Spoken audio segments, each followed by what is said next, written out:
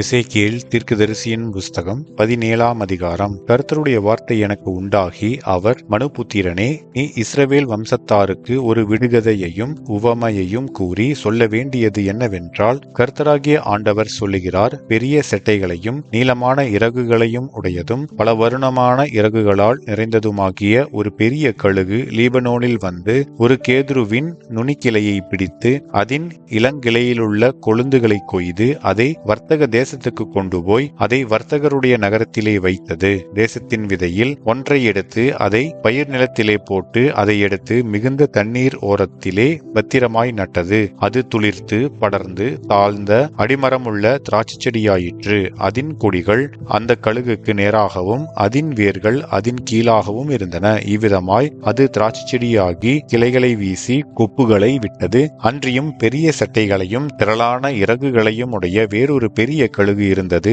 இதோ அது தன் நடவாகிய பாத்திகளிலிருந்து அதற்கு தண்ணீர் பாய்ச்சும்படி அந்த திராட்சை செடி அதற்கு நேராக தன் வேர்களை விட்டு அதற்கு நேராக தன் கொடிகளை வீசினது. கொப்புகளை விடுகிறதற்கும் கனியை தருகிறதற்கும் மகிமையான திராட்சை செடியாக்கிறதற்கும் அது மிகுந்த தண்ணீர்களின் ஓரமாகிய நல்ல நிலத்தில் நடப்பட்டிருந்தது. இது செழிக்குமா? இது பட்டு போகத்தக்கதாய் ஒருவன் இதன் வேர்களை பிடுங்காமலும் இதன் கனியை வெட்டாமலும் இருப்பானோ? துளிர்த்த எல்லா இலைகளோடும் இது பட்டு போகும். இதை வேரோடே பிடுங்கும்படி ஒருவன் பலத்த புயத்தோடும் திரண்ட ஜனத்தோடும் வரத்தேவை இல்லை. இதோ நடப்பட்ட இது செழிப்பாயிருக்குமோ? கொண்டல் காற்று இதன் பேரில் படும்போது இது வாடி உலர்ந்து போகாதோ?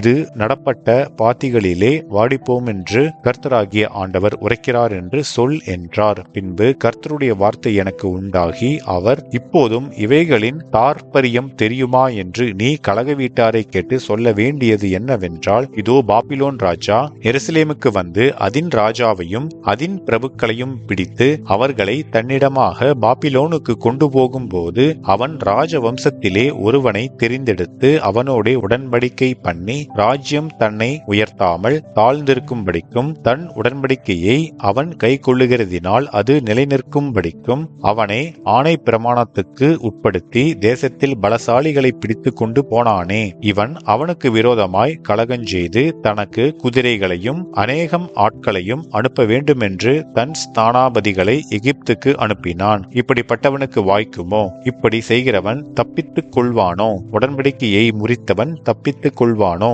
தன்னை ராஜாவாக ஏற்படுத்திய ராஜாவினுடைய ஆணையை அசட்டை பண்ணி அவனுடைய உடன்படிக்கையை முறித்து போட்டவன் அந்த ராஜாவினுடைய ஸ்தானமாகிய பாபிலோன் நடுவிலே அவனண்டையில் இருந்து மரணமடைவான் என்று என் ஜீவனை கொண்டு சொல்லுகிறேன் என்று கர்த்தராகிய ஆண்டவர் சொல்லுகிறார். அவன் அநேகம் ஜனங்களை நாசம் பண்ணும்படி அணை போட்டு கொத்தளங்களை கட்டும் போது பார்வோன் பெரிய சேனையோடும் திரளான கூட்டத்தோடும் வந்து இவனுக்காக யுத்தத்தில் உதவ மாட்டான். இதோ இவன் கையடித்து கொடுத்திருந்தும் உடன்படிக்கையை முறித்து போட்டு ஆணையை அசட்டை பண்ணினான். இப்படியெல்லாம் செய்தவன் தப்புவதில்லை. அதிநிமித்தம் கர்த்தராகிய ஆண்டவர் சொல்லுகிறது என்னவென்றால், அவன் என் ஆணையை அசட்டை பண்ணினதையும் என் உடன்படிக்கையை முறித்து போட்டதையும் நான் அவனுடைய தலையின் மேல் வரப்பண்ணுவேன் என்று என் ஜீவனை கொண்டு சொல்லுகிறேன். அவன் என்னுடைய கண்ணியில் அகப்படும்படிக்கு நான் என் வலையை அவன் மேல் வீசி அவனை பாபிலோனுக்கு கொண்டு போய் அவன் எனக்கு விரோதமாய் பண்ணின துரோகத்தின் நிமித்தம்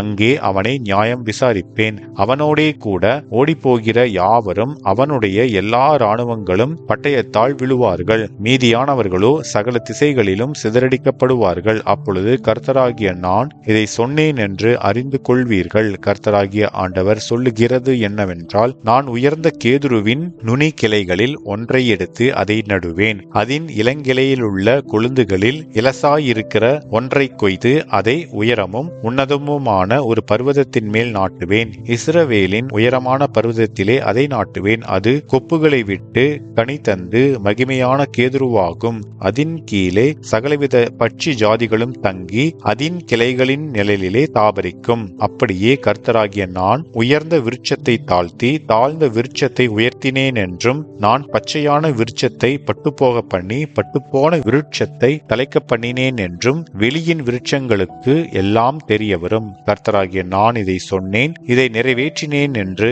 உரைத்தார் என்று சொல் என்றார் என்பதே. ஆமென்.